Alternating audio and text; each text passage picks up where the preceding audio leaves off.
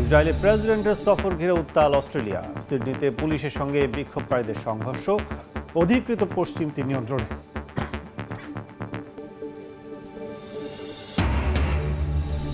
নিষেধাজ্ঞা প্রত্যাহারের শর্তে ইউরেনিয়াম সমৃদ্ধকরণ কমানোর ইঙ্গিত তেহরানের। মার্কিন জাহাজকে ইরানের জলসীমা থেকে দূরে থাকার আহ্বান যুক্তরাষ্ট্রের। আবার উত্তপ্ত ভারতের মণিপুর, দুই আদিবাসী সম্প্রদায়ের মধ্যে সংঘর্ষ, বাড়িঘর ও যানবাহনে আগুন। সহিংসতা এড়াতে নিরাপত্তা জোরদার।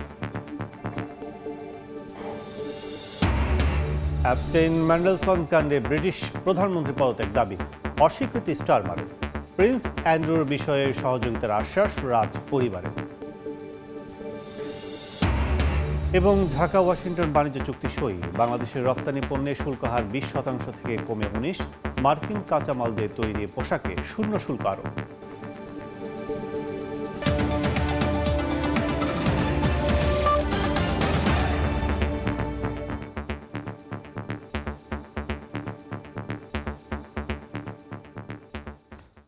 আন্তর্জাতিক সময়ের সঙ্গে আছি আমি কাজল আব্দুল্লাহ।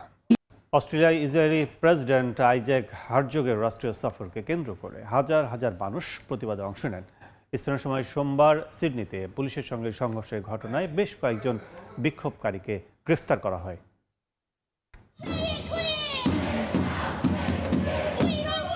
অস্ট্রেলিয়ায় ইসরায়েলি প্রেসিডেন্ট আইজ্যাক হার্জগের সফরকে কেন্দ্র করে রণক্ষেত্র হয়ে ওঠে সিডনি। স্থানীয় সময় সোমবার শহরটিতে পুলিশের সঙ্গে সংঘর্ষের জেরে বেশ কয়েকজনকে গ্রেপ্তার করা হয়। পরিস্থিতি নিয়ন্ত্রণে আনতে মরিচের স্প্রে ও কাঁদানে গ্যাস ব্যবহার করে আইনশৃঙ্খলা বাহিনী। বিক্ষোভকারীরা টাউন হল থেকে নিউ সাউথ ওয়েলস পার্লামেন্ট পর্যন্ত মার্চ করতে চাইলে বাধা দেয়া হয়। আদালত প্যালেস্টাইন অ্যাকশন গ্রুপের আইনি চ্যালেঞ্জ বাতিল করে বিক্ষোভের উপর সীমাবদ্ধতা দেন। মোতায়েন করা হয় প্রায় 3000 পুলিশ। অস্ট্রেলিয়ায় মেলবোর্ন এবং ক্যানবেরায়ও প্রতিবাদ হয়। স্থানীয় ইহুদি কাউন্সিলের হাজারের বেশি সদস্য প্রধানমন্ত্রী অ্যান্থনি অ্যালবেনিসকে হার্জগের আমন্ত্রণ বাতিল করার আহ্বান জানান। বিক্ষোভকারীরা মনে করেন শান্তি ও ন্যায় বিচারের স্বার্থে প্রতিবাদ প্রয়োজন। হার্জগের সফর নিয়ে সমালোচকরা অভিযোগ করেন যে তিনি গাজার ফিলিস্তিনিদের ওপর হত্যাযজ্ঞে উস্কানি দিয়েছেন। অ্যামনেস্টি ইন্টারন্যাশনাল অস্ট্রেলিয়া জানায়, হার্জগের সরকারি সফর অস্ট্রেলিয়ার ন্যায় বিচারের অঙ্গীকারকে ক্ষুণ্ণ করেছে। হার্জগের 4 দিনের সফর শুরু হয় সিডনির বন্দাই বিচ থেকে। সেখানে তিনি গত বছরের ডিসেম্বরে হানুক্কা অনুষ্ঠানে নিহত 15 জনের স্মৃতিতে ফুল দেন এবং নিহতদের পরিবার ও বেঁচে যাওয়া লোকদের সঙ্গে সাক্ষাৎ করেন। তিনি বলেন, হামলাটি গোটা অস্ট্রেলিয়ার উপরও আঘাত। নাদিম মারজান, সময় সংবাদ। অধিকৃত পশ্চিম তীর নিয়ন্ত্রণে আরও শক্ত করতে বেশ কিছু কঠোর সিদ্ধান্তের অনুমোদন দিয়েছে ইসরায়েলি নিরাপত্তা মন্ত্রিসভা। ফিলিস্তিনি জমি ইহুদি বসতকারীদের কাছে বিক্রি সহজ করা এবং ফিলিস্তিনি নিয়ন্ত্রিত এলাকায় ইসরায়েলি কর্তৃত্ব বাড়ানোর পথ খুলছে এসব ব্যবস্থা। এই সিদ্ধান্তকে দখলদারিত্ব গোপন সংযুক্তিকরণ হিসেবে আখ্যা দিয়ে তীব্র প্রতিক্রিয়া জানিয়েছে ফিলিস্তিন, আরব দেশগুলো ও ইউরোপীয় ইউনিয়ন। এর মধ্যে গাজায় চলমান ইসরায়েলি বর্বরতায় একজন নিহত হয়েছেন, আহত হয়েছেন আরও বেশ কয়েকজন। ইসরায়েলের নিরাপত্তা মন্ত্রিসভা অনুমোদিত নতুন ব্যবস্থায় পশ্চিম তীরে ভূমি নিবন্ধন পদ্ধতি উন্মুক্ত করা হচ্ছে, যা ইসরায়েলি বসতকারীদের জন্য ফিলিস্তিনি জমি কেনা সহজ করবে। একই সঙ্গে ফিলিস্তিনি কর্তৃপক্ষের এখতিয়ার কমিয়ে ইসরায়েলি সামরিক ও প্রশাসনিক কর্তৃপক্ষের ক্ষমতা বাড়ানো হচ্ছে। ফিলিস্তিনি প্রেসিডেন্ট মাহমুদ আব্বাস এই সিদ্ধান্তকে বিপজ্জনক, অবৈধ এবং সংযুক্তিকরণের সমান বলে আখ্যা দিয়েছেন। তিনি মার্কিন প্রেসিডেন্ট ডোনাল্ড ট্রাম্প ও জাতিসংঘ নিরাপত্তা পরিষদের হস্তক্ষেপ চেয়েছেন। অন্যদিকে হামাস পশ্চিম তীরের ফিলিস্তিনিদের দখলদারিত্ব ও বসতকারীদের বিরুদ্ধে প্রতিরোধ জোরদার করার আহ্বান জানিয়েছে। সৌদি আরব, জর্ডান, কাতার, সংযুক্ত আরব আমিরাত, তুরস্ক, ইন্দোনেশিয়া, পাকিস্তান ও মিশর এই সিদ্ধান্তের নিন্দা জানিয়ে বলেছে, এটি পশ্চিম তীরে অবৈধ ইসরায়েলি সার্বভৌমত্ব চাপিয়ে দেওয়ার চেষ্টা। ইউরোপীয় ইউনিয়নও একে ভুল পথে আরেক ধাপ বলে মন্তব্য করেছে। এই সিদ্ধান্তের মধ্যেই পশ্চিম তীরে ইসরায়েলি সেনা অভিযান ও সহিংসতা আরও বেড়েছে। হেব্রন ও মাসাফের ইয়াত্তা সহ বিভিন্ন এলাকায় অভিযান, গ্রেপ্তার ও ঘরবাড়ি ধ্বংসের খবর মিলছে। বিশ্লেষকদের মতে, এসব পদক্ষেপ পশ্চিম তীরের বাস্তবতা বদলে দিয়ে স্বাধীন ফিলিস্তিন রাষ্ট্রের সম্ভাবনাকে আরও দুর্বল করছে। এদিকে গাজা উপত্যকায় ইসরায়েলি সামরিক অভিযান অব্যাহত রয়েছে। বিমান হামলা ও স্থল অভিযানে প্রতিদিনই বাড়ছে বেসামরিক হতাহতের সংখ্যা। জাতিসংঘের বিভিন্ন সংস্থা সতর্ক করে জানিয়েছে, খাদ্য, পানি ও চিকিৎসা সরবরাহ চরম সংকটে পড়েছে। অন্যদিকে লেবাননের দক্ষিণ সীমান্তে উত্তেজনা ক্রমেই বাড়ছে। হিজবুল্লাহ ও ইসরায়েলের মধ্যে পাল্টাপাল্টি হামলায় সীমান্তবর্তী গ্রামগুলো থেকে সাধারণ মানুষ সরে যেতে বাধ্য হচ্ছে। নাদিম মারজান, সময় সংবাদ। নিষেধাজ্ঞা প্রত্যাহারের শর্তে ইউরেনিয়াম সমৃদ্ধকরণ কমানোর ইঙ্গিত দিয়েছে তেহরান। তবে পারমাণবিক কর্মসূচি, অভ্যন্তরীণ দমন পীড়ন আর মধ্যপ্রাচ্যে মার্কিন সামরিক উপস্থিতি সব মিলিয়ে সংকট এখনও স্পর্শকাতর। এদিকে নিজেদের জাহাজগুলোকে ইরানের জলসীমা থেকে যতটা সম্ভব দূরে থাকার আহ্বান জানিয়েছে যুক্তরাষ্ট্র। এর মধ্যেই আটক হওয়া ইরানের নোবেলজয়ী শিরিন নার্গিস মোহাম্মদীর 7.5 বছরের কারাদণ্ডের খবরে গভীরভাবে উদ্বেগ জানিয়েছে ফ্রান্স। সম্প্রতি ওমানের মধ্যস্থতায় হওয়া যুক্তরাষ্ট্র ইরান আলোচনা উভয় পক্ষই ইতিবাচক পদক্ষেপ হিসেবে দেখছে। প্রেসিডেন্ট ডোনাল্ড ট্রাম্প বলেছেন, ইরান চুক্তি করতে আগ্রহী, তবে তেহরান জানিয়েছে হুমকি ও চাপের রাজনীতি বন্ধ না হলে প্রকৃত অগ্রগতি সম্ভব নয়। শিগগিরই আরেক দফা আলোচনা হওয়ার ইঙ্গিত রয়েছে। ইরান জানিয়েছে, যুক্তরাষ্ট্র সব নিষেধাজ্ঞা প্রত্যাহার করলে তারা 60% পর্যন্ত ইউরেনিয়াম সমৃদ্ধকরণ কমাতে প্রস্তুত। তেহরানের দাবি, এটি সম্পূর্ণ পারমাণবিক আলোচনার অংশ এবং অন্য কোনো ইস্যু আলোচনায় আসবে না। তবে ইরান স্পষ্ট করেছে, ইউরেনিয়াম সমৃদ্ধকরণ তাদের জন্য একটি রেড লাইন।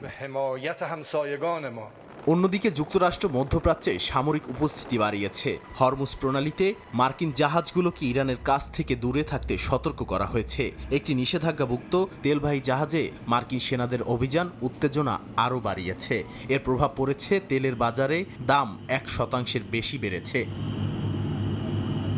এই কূটনৈতিক টানাপোড়েনের মধ্যেই ইরানে চলছে অভ্যন্তরীণ দমনপীড়ন। ব্যাপক বিক্ষোভের পর হাজারো মানুষ গ্রেপ্তার হয়েছে এবং বেশ কয়েকজন সংস্কারপন্থী রাজনীতিক আটক হয়েছেন। এর মধ্যেই আটক হওয়া ইরানের নোবেলজয়ী শিরিন নার্গিস মোহাম্মদীর 7.5 বছরের কারাদণ্ডের খবরে ফ্রান্স গভীরভাবে উদ্বিগ্ন। এমনকি তাকে মুক্তি দিতে আহ্বানও জানিয়েছে দেশটি। নাদিম মারজান, সময় সংবাদ। আন্তর্জাতিক সময় আরও থাকছে। লিবিয়ার উপকূলে অভিবাসীবাহী নৌকা ডুবে 53 জনের মৃত্যু। বেঁচে ফিরেছেন 2 নারী। ভূমধ্যসাগর দিয়ে ইউরোপে প্রবেশের চেষ্টার সময় দুর্ঘটনা।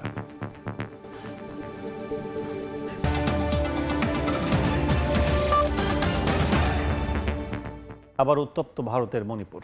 2 আদিবাসী সম্প্রদায়ের সংঘর্ষে ঘরবাড়ি ও যানবাহনে অগ্নিসংযোগের খবর পাওয়া গেছে। উখরুল জেলায় পরিস্থিতি নিয়ন্ত্রণে টহল বাড়ানো হয়েছে, জারি রয়েছে নিষেধাজ্ঞা। নতুন করে সহিংসতা এড়াতে জোরদার করা হয়েছে নিরাপত্তা ব্যবস্থাও।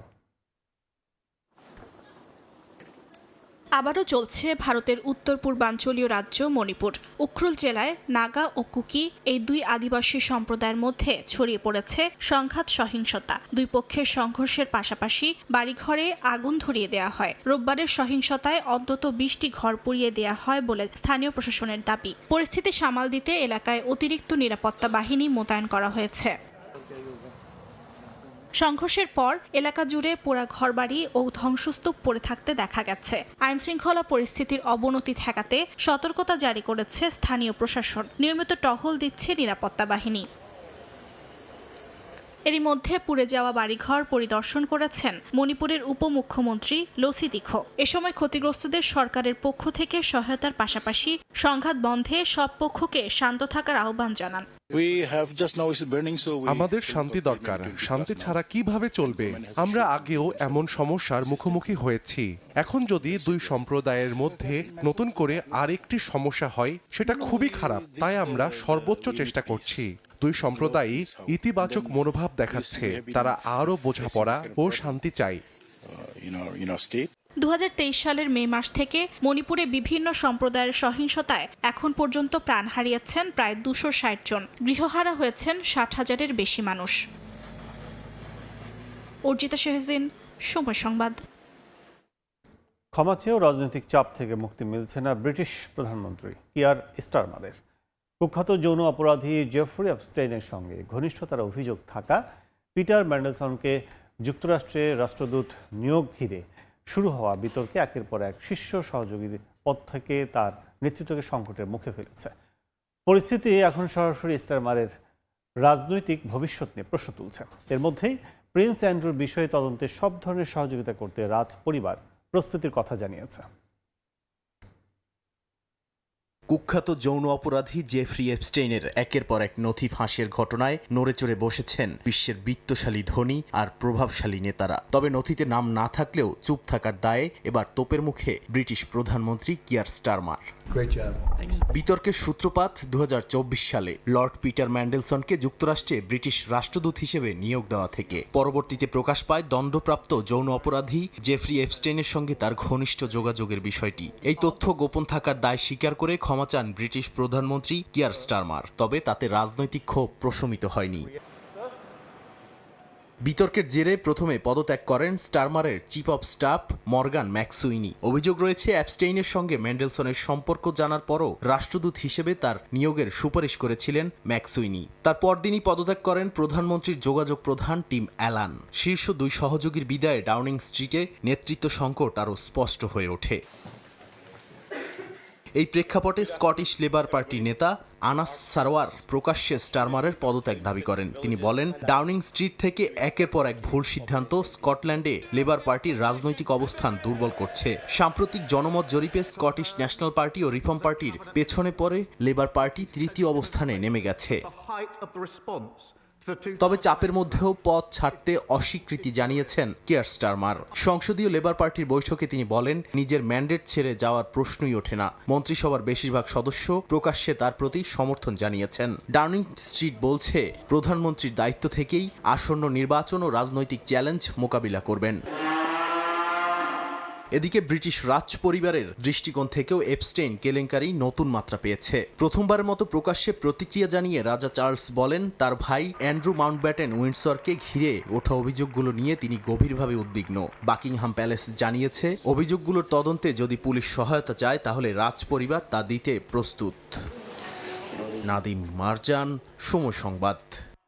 যুক্তরাষ্ট্রের সঙ্গে বাণিজ্য চুক্তি সই করেছে বাংলাদেশ। এতে বাংলাদেশের জন্য 20% পাল্টা শুল্ক কমিয়ে 19% নির্ধারণ করেছে ট্রাম্প প্রশাসন। সোমবার ওয়াশিংটন ডিসিতে বাংলাদেশ সময় রাত 10টায় এই চুক্তি সই হয়েছে। বাংলাদেশের পক্ষে বাণিজ্য উপদেষ্টা ও যুক্তরাষ্ট্রের পক্ষে জেমিসন গ্রিয়ার চুক্তিতে স্বাক্ষর করেন। তবে যুক্তরাষ্ট্রের তুলা ও কৃত্রিম তন্তু ব্যবহার করলে তৈরি পোশাকে শূন্য শুল্ক সুবিধা পাবে বাংলাদেশ। বিশ্লেষকরা বলছেন, চুক্তিতে সুবিধাজনক অবস্থান নিশ্চিত করতে পারেনি বাংলাদেশ, যা বিশ্ববাজারে প্রতিযোগীদের তুলনায় পিছিয়ে দেবে রফতানি খাতকে। গেল বছর এপ্রিলে বাংলাদেশি পণ্যের ওপর 37% শুল্ক আরোপ করে ট্রাম্প প্রশাসন। বাণিজ্য ঘাটতি কমাতে বোয়িং প্রযুক্তি ও কৃষি পণ্য সহ বেশ কিছু পণ্যে আমদানির শর্তে দর কষাকষির মাধ্যমে পরে 35 এবং সবশেষ 20% নামিয়ে আনে বাংলাদেশ।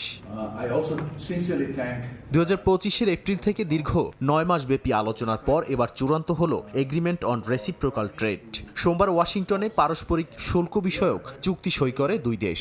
চুক্তিতে ভার্চুয়ালি সই করেন বাণিজ্য উপদেষ্টা শেখ বশির উদ্দিন ও মার্কিন বাণিজ্য প্রতিনিধি জেমিসন গ্রিয়ার। প্রেস উইং জানায়, চুক্তিতে বাংলাদেশের জন্য পাল্টা 1% কমিয়ে 19% নির্ধারণ করেছে যুক্তরাষ্ট্র। তবে যুক্তরাষ্ট্রের তুলা ও কৃত্রিম তন্তু ব্যবহার করলে তৈরি পোশাকে শূন্য শুল্ক সুবিধা পাবে বাংলাদেশ। বিশ্লেষকরা বলছেন, এই চুক্তিতে প্রতিবেশী দেশগুলোর চেয়ে সুবিধাজনক অবস্থান নিশ্চিত হয়নি। বিকল্প হিসেবে অন্যান্য বড় বাজারগুলোতে মুক্ত বাণিজ্য চুক্তির তাগিদ তাদের। এই চুক্তিতে আমি বলবো যে বাংলাদেশের কূটনৈতিক পরাজয় হয়েছে, কারণ বাংলাদেশ তার প্রতিদ্বন্দ্বী দেশ থেকে পোশাক রপ্তানির ক্ষেত্রে অনেক পিছিয়ে থাকবে। ভারতের পাল্টা শুল্ক 18%, সেখানে বাংলাদেশের পাল্টা শুল্ক হচ্ছে যে 19%। সামনের দিনে পোশাক রপ্তানির ক্ষেত্রে এবং রপ্তানি আয়ে অনেক বড় একটা নেতিবাচক প্রভাব পড়বে এই পাল্টা শুল্ক সংক্রান্ত চুক্তি করার মাধ্যম দিয়ে। উভয় পক্ষ থেকে আনুষ্ঠানিক প্রজ্ঞাপন জারির পর এটি কার্যকর হবে বলে জানিয়েছে বাণিজ্য মন্ত্রণালয়। নাদিম মারজান, সময় সংবাদ। কানাডার সঙ্গে বাণিজ্য অবকাঠামো ইস্যুতে কড়া ভাষায় বক্তব্য দিয়েছেন মার্কিন প্রেসিডেন্ট ডোনাল্ড ট্রাম্প। অন্টারিও ও মিশিগানের মধ্যে নির্মিত নতুন সেতু, শুল্ক নীতি এবং চীনের সঙ্গে কানাডার সম্ভাব্য চুক্তি নিয়ে অসন্তোষ প্রকাশ করেন তিনি। তার অভিযোগ, অন্টারিও মিশিগান সেতুটি প্রায় পুরোপুরি মার্কিন উপকরণ ছাড়াই নির্মিত হয়েছে এবং সাবেক president Barack Obama buy American act এড়াতে কানাডাকে ছাড় দিয়েছিলেন। ট্রাম্পের দাবি, এই প্রকল্প থেকে যুক্তরাষ্ট্র কোনো সুবিধা পাচ্ছে না। তিনি আরও বলেন, কানাডা যুক্তরাষ্ট্রের দুগ্ধপণ্যের ওপর অগ্রহণযোগ্য শুল্ক আরোপ করে মার্কিন কৃষকদের ক্ষতির মুখে ফেলেছে। এ অবস্থায় যুক্তরাষ্ট্র যথাযথ ক্ষতিপূরণ না মেলে সেতুটি চালু হতে দেবেন না বলে হুঁশিয়ারি দেন ট্রাম্প। লিবিয়ার উপকূলে অভিবাসী বাহী নৌকাডুবে অন্তত 53 জনের মৃত্যু হয়েছে। রাবারের তৈরি নৌকাটি ভূমধ্যসাগরে যাত্রার কয়েক ঘন্টার মধ্যেই উল্টে যায়। বেঁচে ফিরেছেন মাত্র 2 জন নারী। তাদের 2 জনের পরিবারই এই দুর্ঘটনায় হারিয়ে গেছে। লিবিয়া থেকে ভূমধ্যসাগর পাড়ি দিয়ে ইউরোপে যাওয়ার পথটি বর্তমানে বিশ্বের অন্যতম বিপজ্জনক অভিবাসন রুট হিসেবে পরিচিত। উন্নত জীবনের আশায় হাজার হাজার মানুষ জীবনের ঝুঁকি নিয়ে এই পথে পা বাড়ালেও তারা প্রতিনিয়ত ভয়াবহ বিপদের সম্মুখীন হচ্ছেন। এরই ধারাবাহিকতায় জাতিসংঘের অভিবাসন সংস্থা IOM জানায়, উত্তর পশ্চিম লিবিয়ার আল জাওইয়া শহর থেকে যাত্রা শুরু করা রাবারের নৌকায় 55 জন যাত্রী ছিলেন, যাদের মধ্যে 2 শিশুও ছিল। যাত্রার প্রায় 6 ঘন্টা পর নৌকাটিতে পানি ঢুকে সেটি ডুবে যায়। শুক্রবার লিবীয় কর্তৃপক্ষ মাত্র 2 নাইজেরীয় নারীকে জীবিত উদ্ধার করতে সক্ষম হয়। IOM জানায়, 2026 সালে এখন পর্যন্ত লিবিয়া থেকে ইউরোপে যাওয়ার পথে প্রায় 500 অভিবাসী মৃত বা নিখোঁজ হয়েছেন। শুধু জানুয়ারিতেই বেশ কয়েকটি নৌকাডুবিতে অন্তত 375 জনের মৃত্যু বা নিখোঁজের তথ্য পাওয়া গেছে। প্রকৃত সংখ্যা আরও বেশি হতে পারে বলে আশঙ্কা সংস্থাটির। বেঁচে যাওয়া 2 নারী জানান, একজন তার স্বামীকে হারিয়েছেন, অন্যজন এই দুর্ঘটনায় তার 2 শিশুকে হারিয়েছেন। IOM এর দল তাদের জরুরি চিকিৎসা সহায়তা দিয়েছে। সংস্থাটি বলছে, শীতকালীন প্রতিকূল আবহাওয়া ও অনিরাপদ নৌযানের কারণে ভূমধ্যসাগর পাড়ি দিতে গিয়ে ঝুঁকি বহুগুণ বেড়ে যায়। গাদ্দাফি সরকারের পতনের পর থেকে লিবিয়া ইউরোপগামী অভিবাসীদের প্রধান ট্রানজিট পয়েন্টে পরিণত হয়েছে। মানবাধিকার সংস্থাগুলো জানিয়েছে, লিবিয়ায় অভিবাসীরা নির্যাতন, পাচার, জোরপূর্বক শ্রম ও চাঁদাবাজির শিকার হচ্ছেন। IOM বলছে, পাচারকারী চক্রগুলো অতিরিক্ত যাত্রী তুলে অনিরাপদ নৌকায় মানুষ পাঠিয়ে মৃত্যুর ঝুঁকি বাড়াচ্ছে। নাদিম মারজান, সময় সংবাদ।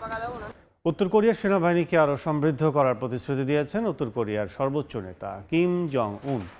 8 ফেব্রুয়ারি দেশটির সামরিক বাহিনীর প্রতিষ্ঠা দিবসে অনুষ্ঠানে এই ঘোষণা দেন তিনি। এছাড়াও চলতি মাসের শেষ দিকে এক সম্মেলনে আগামী 5 বছরের অভ্যন্তরীণ ও পররাষ্ট্রনীতির রূপরেখা তুলে ধরবেন কিম।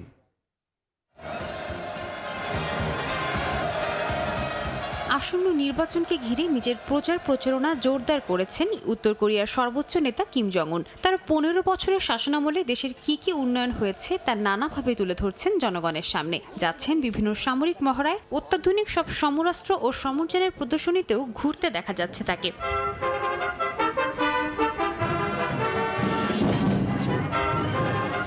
এরই ধারাবাহিকতায় স্থানীয় সময় রোববার উত্তর কোরিয়ার সামরিক বাহিনীর প্রতিষ্ঠা দিবসের অনুষ্ঠানে যোগ দেন কিম। এ সময় সেনাদের উদ্দেশ্যে ভাষণ দেন তিনি। আগামীতে সেনাবাহিনীকে আরও উন্নত করার প্রতিশ্রুতি দেন সর্বোচ্চ নেতা। এছাড়াও চলতি মাসেই উত্তর কোরিয়ার অন্যতম রাজনৈতিক অনুষ্ঠান কংগ্রেসের নবম আসর শুরু হবে। নির্দিষ্ট তারিখ ও এজেন্ডা জানানো না হলেও এটি কয়েকদিন ব্যাপী চলবে বলে ধারণা করা হচ্ছে। প্রতি 5 বছরে একবার আয়োজিত এই অনুষ্ঠানে কিমের পরবর্তী দফার শাসনামলের বিভিন্ন নীতিমালা প্রকাশ করা হবে। বিশ্লেষকদের ধারণা, এবারের নীতিমালায় অর্থনীতিতে স্বনির্ভরতা ও গণসংহতির ওপর জোর দেওয়ার ইঙ্গিত মিলেছে। তারা বলছেন, কিম আবারও পারমাণবিক কর্মসূচির সম্প্রসারণের ঘোষণা দিতে পারেন, যার মধ্যে কঠিন জ্বালানি চালিত আন্তঃমহাদেশীয় ব্যালিস্টিক ক্ষেপণাস্ত্র, মাল্টি ওয়ারহেড ব্যবস্থা, কৌশলগত পারমাণবিক অস্ত্র, গোয়েন্দা উপগ্রহ ও পারমাণবিক সাবমেরিনের পরিকল্পনা থাকতে পারে। এছাড়াও পররাষ্ট্রনীতিতে মস্কো ও বেইজিং এর সঙ্গে সম্পর্ক জোরদারের বার্তা আসতে পারে।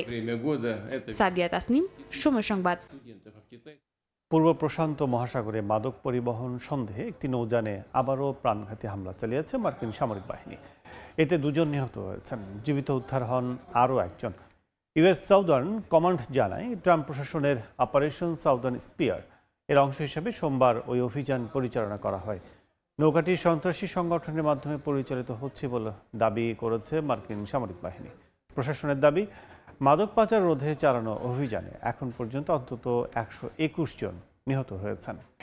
ত্রয়োদশ জাতীয় সংসদ নির্বাচনকে ঘিরে সৌদি আরবে বসবাসরত প্রবাসী বাংলাদেশিদের মাঝে বিরাজ করছে উৎসবের আমেজ। ইতিহাসে প্রথমবারের মতো প্রায় 2.5 লাখ প্রবাসী ভোটার সৌদি আরব থেকে নিবন্ধন করে নিজ নিজ অবস্থান থেকেই ভোটাধিকার প্রয়োগের সুযোগ পেয়েছেন। রিয়াদ থেকে আরিফুর রহমানের রিপোর্ট। বাংলাদেশের ইতিহাসে প্রথমবারের মতো পোস্টাল ব্যালটের মাধ্যমে বিদেশে বসে ভোটাধিকার প্রয়োগের সুযোগ পাচ্ছেন প্রবাসী বাংলাদেশিরা। নির্ধারিত প্রক্রিয়া অনুসরণ করে প্রবাসীরা ইতিমধ্যে তাদের ভোট প্রদান সম্পন্ন করেছেন। ভোট দেওয়া শেষে সৌদি পোস্টের মাধ্যমে ব্যালটগুলো পাঠানো হয়েছে বাংলাদেশে। প্রবাসীরা বলছেন, প্রথমবারের মতো বিদেশে থেকেও দেশের ভোটে অংশ নিতে পারাটা তাদের জন্য অনেক বড় প্রাপ্তি। ভোট দেওয়ার পুরো প্রক্রিয়াটাই সহজ ছিল বলে জানান তারা। প্রবাস থেকে ভোট দেওয়ার জন্য অনেকই আনন্দ এবং অনেক উৎফুল্ল বোধ করছি। প্রতি নির্বাচনে যেন আমরা কন্ট্রিবিউশনে থাকতে পারি সেই আশা রাখছি আমাদের গভর্নমেন্টের কাছে। এটা তো অনলাইন সিস্টেম, অনলাইনে তো এটা হওয়া সম্ভব না। একজনের ভোট আরেকজন কিভাবে দেবে? জেদ্দা, দাম্মাম সহ সৌদি আরবের বিভিন্ন শহরে কর্মরত প্রবাসীরা পোস্টাল ব্যালট পদ্ধতিতে ভোট দেন। প্রবাসীরা মনে করেন অন্তর্বর্তী সরকারের এই উদ্যোগ প্রবাসীদের দেশের সাথে আরও বেশি যুক্ত করেছে। বিদেশে থেকে ভোট দেওয়ার এই উদ্যোগের মাধ্যমে শুধু নাগরিক অধিকারে নিশ্চিত হয়নি, বরং গণতান্ত্রিক প্রক্রিয়ায় প্রবাসীদের অংশগ্রহণের সুযোগ আরও বিস্তৃত হয়েছে। সৌদি আরব থেকে এবার 2.5 লাখের মতো প্রবাসী ভোটার নিবন্ধন করেছেন। আরিফুর রহমান, সময় সংবাদ। সংযুক্ত আরব আমিরাতের মরুভূমির মাঝে রঙিন বিস্ময়। রাস আল খাইমাহর পাহাড় ঘেরা আসিমা এলাকায় ফুটে উঠেছে নানা ধরনের ফুলের সমারোহ। হাজার হাজার ফুলে ভরে উঠেছে একটি ব্যতিক্রমী ফুলের খামার। আকর্ষণীয় খামারে প্রবেশ মূল্য মাত্র 15 দিরহাম। সংযুক্ত আরব আমিরাতের রাস আল খাইমার দুর্গম পাহাড়ি এলাকায় আসিমা। সেখানে কৃষক মোহাম্মদ ওবায়দ আল মাজরুই গড়ে তুলেছেন একটি ব্যতিক্রমী ফুলের খামার। প্রায় 50,000 ফুল আর 25টির বেশি জাতের ফুলে সাজানো এই খামার এখন স্থানীয় ও প্রবাসী দর্শনার্থীদের আকর্ষণের কেন্দ্র। খামারের মালিক জানান, শুরুতেই ইউরোপ, আমেরিকা ও ব্রিটেন থেকে ফুলের বীজ, কন্দ ও বাল্ব আমদানি করা হয়। এখন সেগুলোর বেশিরভাগই স্থানীয়ভাবে উৎপাদন করা হচ্ছে। ল্যাভেন্ডার, ডালিয়া, স্ন্যাপড্রাগন, সালভিয়ার সঙ্গে সুগন্ধি আরও নানা ফুলের সমারোহ রয়েছে। এখানে প্রায় 50,000 ফুল আর 25টির বেশি ফুলের জাত রয়েছে। শুরুতে আমরা ইউরোপ ও আমেরিকা থেকে বীজ এনেছি, এখন নিজেরাই উৎপাদন করছি। অনেকেই বলছিল এই আবহাওয়ায় ফুল হবে না, কিন্তু চেষ্টা আর ভালোবাসায় সব সম্ভব হয়েছে। খামারের মালিক আরো বলেন, আসিমা অঞ্চল ঐতিহাসিকভাবেই কৃষিকাজের জন্য পরিচিত। তার শৈশব কেটেছে কৃষিকাজের মাঝেই বাবার হাত ধরে। খামারটি এখন শুধু ফুল দেখার জায়গা নয়, বরং অনুপ্রেরণার উৎস বলে জানান দর্শনার্থীরা। সামাজিক যোগাযোগ মাধ্যমে খামারের নিয়মিত পরামর্শ অনুসরণ করে অনেকেই নিজের বাড়িতে ফুলের বাগান তৈরি করছেন। মাত্র 15 দিরহাম প্রবেশ মূল্যে এই খামার হয়ে উঠেছে শহরের কোলাহল থেকে স্বস্তির এক রঙিন আশ্রয়। অর্জিতা শেহজিন, সময় সংবাদ। আন্তর্জাতিক সময়ের শীর্ষ সংবাদগুলো জানিয়ে দিচ্ছে আরেকবার।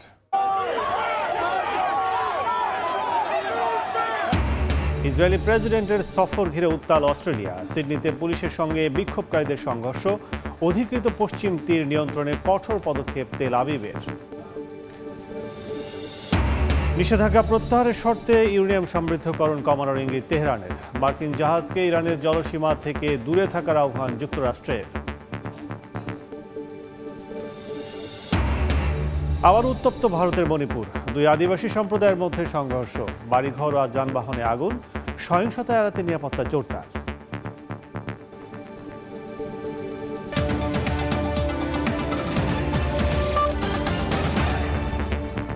এই ছিল আন্তর্জাতিক সময়। এরপর সকাল 10টার সময় সংবাদ নিয়ে সঙ্গে থাকবেন আলিশা ইসলাম। ধন্যবাদ কাজল। সকাল 10টার সময় সংবাদ নিয়ে আসছি কিছুক্ষণ পর। সঙ্গে থাকুন সময়।